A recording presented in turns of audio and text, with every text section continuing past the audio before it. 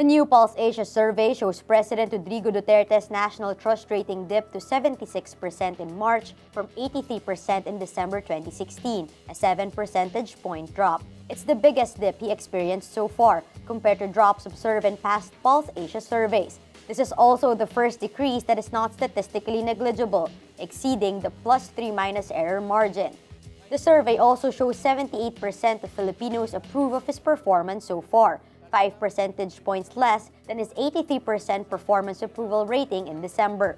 Luzon, excluding Metro Manila, is where trust and approval for Duterte is lowest, at 67% and 71% respectively. His trust rating in that region dropped by 10 percentage points from 77% in December to 67% in March. His performance rating there decreased by 7 percentage points from 78 to 71.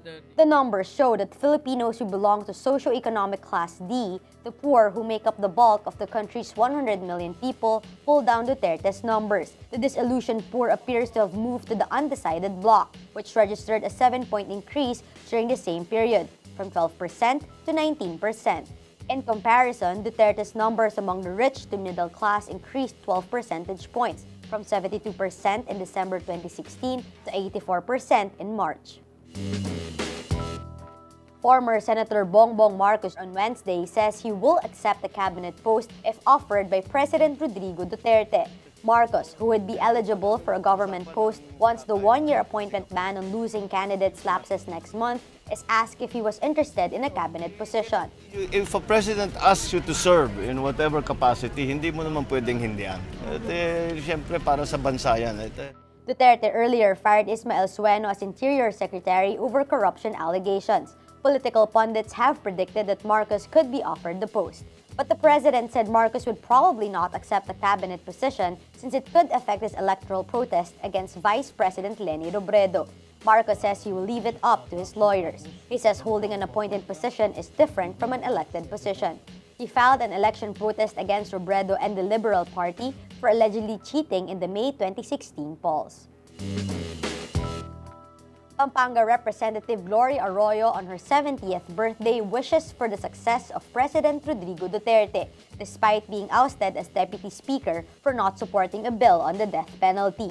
The death penalty was abolished in 2006 under Arroyo's presidency. Arroyo turned 70 Wednesday and spends the day in the company of her family, friends, and closest allies in her hometown Lubao. It was the first time Arroyo is able to celebrate her birthday in Pampanga since she was arrested and detained on plunder charges in 2012.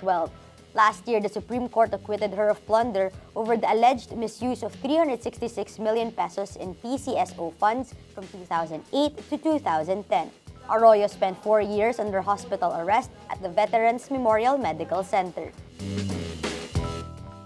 Justice Secretary Vitaliano Aguirre says Cabinet Secretary Leoncio Evasco Jr. wants to fast-track the proposed amendments to the Philippine Immigration Act of 1940 to solve the salary woes of immigration workers.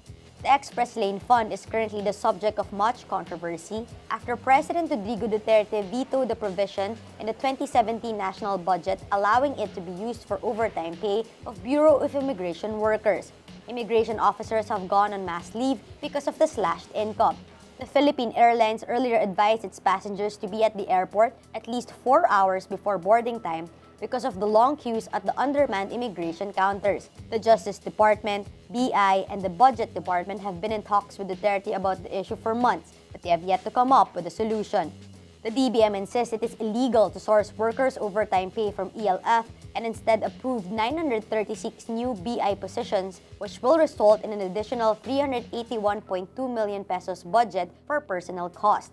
The DBM says the workers may get as much as 9,000 pesos in overtime pay through this. But Aguirre said that this would not be enough, noting that BI pay from ELF reaches 2 billion to 3 billion pesos. The DOJ chief is proposing a status quo to let the BI revert to the old system until the law is amended. The town of Mocoa in Southern Colombia mourns as it lays the victims of a devastating mudslide to rest. At least 273 people were killed when mud surged through the town last Friday, sweeping away homes and drowning whole families together. At least 311 are still missing. President Juan Manuel Santos has declared a state of emergency.